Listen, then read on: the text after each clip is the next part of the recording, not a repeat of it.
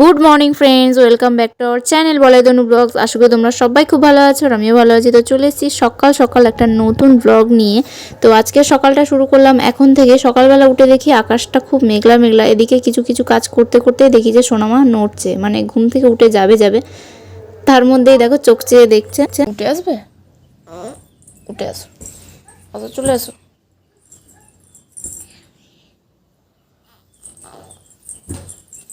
চলে এসো মা, তাড়াতাড়ি এসো বাবা।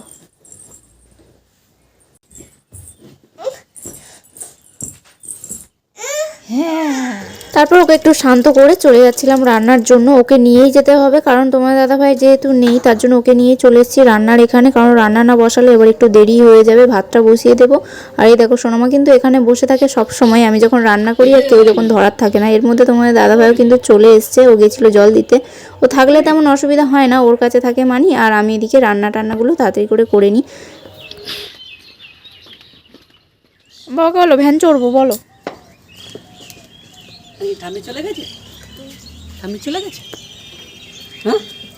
এরপর দেখো আমার ভাতটা মোটামুটি ফুটে গেছে আর আমি এখানে রান্না করব আজকে মাছের ডিম। এই দেখো মাছের ডিম করব। আর এখানে আমার সব কিছু কাটাকুটিও হয়ে গেছে, পেঁয়াজ লঙ্কা টমেটো কড়াইশুঁটি দেবো, ধনে পাতাটা শেষ হয়ে গেছে, আর পেঁয়াজ কালি আলু দিয়ে কষা কষা তরকারি।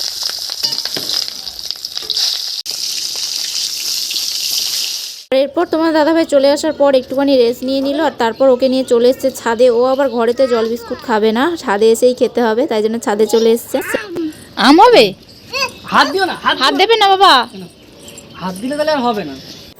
তো তোমরা দেখতেই পাচ্ছ আমাদের এবারে কিন্তু আম গাছে কতটা বোল এসছে। দেখো পুরো গাছ ভর্তি হয়ে গেছে। আগের বারে তো 2টো আম হয়েছিল, আর এবারে দেখো গাছ ভর্তি হয়ে বোল এসছে।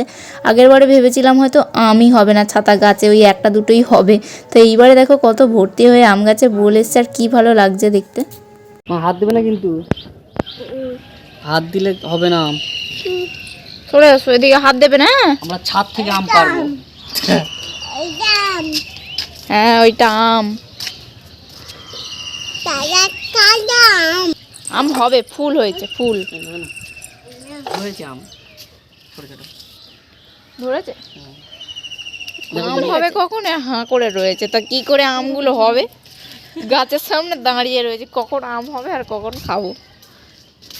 এখন আমার প্রায় অনেকটা কাজই হয়ে গিয়েছে, আর মাঝখানে ভিডিও অন করতে ভুলে গেছি। মানে আমি মাথাই খারাপ, যে ভাবলাম ঘর মোছা হয়ে গেছে, ঠিক আছে, ঝাড়ফাট দেওয়া হয়ে গেছে, খাওয়া হয়ে গেছে, সকালে রুটি তরকারি খাওয়া হয়ে গেছে, তো ভিডিও করা হয়নি। আর তারপর ভাবলাম বাসনটা মাজতে যাচ্ছি, ভিডিও করব, কিন্তু আমি সে ভুলেই গেছি। তো এই দেখো আমার ঘর কিন্তু গোছানো হয়ে গেছে, ওইদিকে পর্দাটা এখনো খুলিনি। চলো এটাই বাকি আছে, এটাই খুলি। আর তোমরাও দেখো, আসলে কাজের মাঝখানে না ভিডিও করার কথা মাথাতেই থাকে না।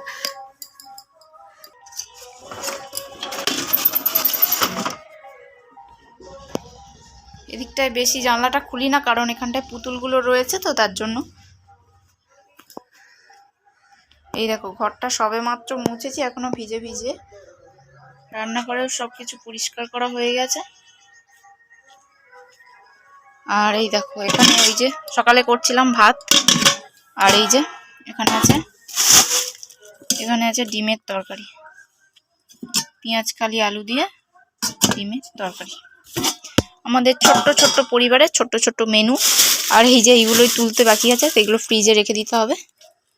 বেকার বেশি করে কি করবো বলো তো, দুজনেই তো খাবে। এরপর কিন্তু চলে এসেছি দুপুরবেলা ভাত খাওয়ার জন্য। এই দেখো এখন আমার স্নান হয়নি, সোনামাকে খাইয়ে দিয়েছি, ওকেও স্নান করাবো। আর ওর থালাতেই কিন্তু আমি নিয়ে নিয়েছি, এবার আমি খেয়ে নিচ্ছি। তো খেয়ে দিয়ে একেবারে স্নান টান করে নেবো আর কি। আসলে খুব জোর খিদে পেয়ে গেছে সেই জন্য। তো চলো আজকের মতো এটুকুই, টাটা।